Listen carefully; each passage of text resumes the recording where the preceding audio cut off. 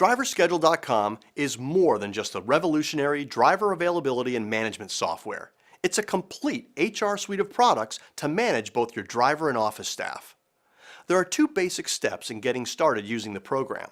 First, entering each chauffeur into the system and then adjusting the settings for how you want the program to gather and present the information. In this video tutorial, I will show you how to easily configure the settings of your program to gather and present your company's information. To prepare for this task, you will need to know the date when your next pay period starts and how many weeks of availability you want to collect with each registration. When the chauffeur enters their availability into the system, it is called the registration. Registration periods are typically 2 weeks. You will also need to know how many days prior to the schedule that you want the registration to open and how many days prior to the schedule that you want the registration to close. I will also show you how to configure a lockout period for any changes to the system by the driver, and a global or individual dispatch setting that regulates how the program is used by dispatch. So let's get started. First, select Account Settings from the dashboard's top menu. Next, select the Chauffeur tab. The Chauffeur tab contains all the settings you will need to configure the program to gather and present your driver's availability. The default settings work for the majority of companies, and we recommend using them at first if you aren't sure how the change may affect you. And remember, all these settings are customizable by you depending on how you run your business. The next scheduled start date is the date in which your payroll week begins. Using the calendar icon, select the day of the week and the date in which you want to start using the system. The how many weeks per schedule setting is the number of weeks available you wish to collect during each registration. Remember, the registration period is how many weeks of availability the driver is able to set up at any one time. The default for this setting is 2 weeks, and that's what companies generally use because 1 week isn't enough and logons are too frequent, and 3 weeks is just too far out in the future. The how many days prior to the schedule does registration open setting is for the number of days in advance when a driver is able to post their availability. The default for this setting is 14, which means a driver can set their availability as far out as 2 weeks in advance. The how many days prior to the schedule does registration end setting is for the number of days in advance of the start of the next registration period a driver's availability is due. This is not a hard stop and does not prevent a driver from inputting their availability after that date. The reason it's there is because that is the deadline that you have set for when the drivers should have an availability submitted. Later, you can run a report to see who is turning their schedule in on time and who has a history of turning it in late. The lockout period setting is for the number of days or hours a driver is prohibited from making changes prior to the actual day. Any changes they wish to make within that period must be called in verbally and made by a dispatcher or other authorized company representative.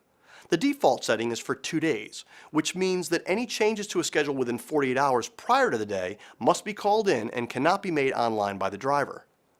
If you use specific shifts and don't want to allow any drivers to make changes online, you would set the lockout period to equal the how many weeks per schedule setting. When these two settings are equal, anytime a driver wishes to make a change to their schedule, they must call and speak to an authorized company representative. The available hours per day setting is only for internal reporting. The default is 16 hours to account for each driver sleeping or at rest for at least 8 hours a day.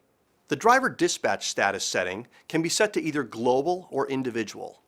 The setting allows the dispatcher to check off or temporarily hide drivers as they are dispatched. When set to the global setting, anyone viewing the day will see what drivers other dispatchers have already assigned work to. This setting is beneficial for companies with multiple dispatchers assigning work for the same day or time period. The individual setting should be used when only one dispatcher is assigning work at any one time.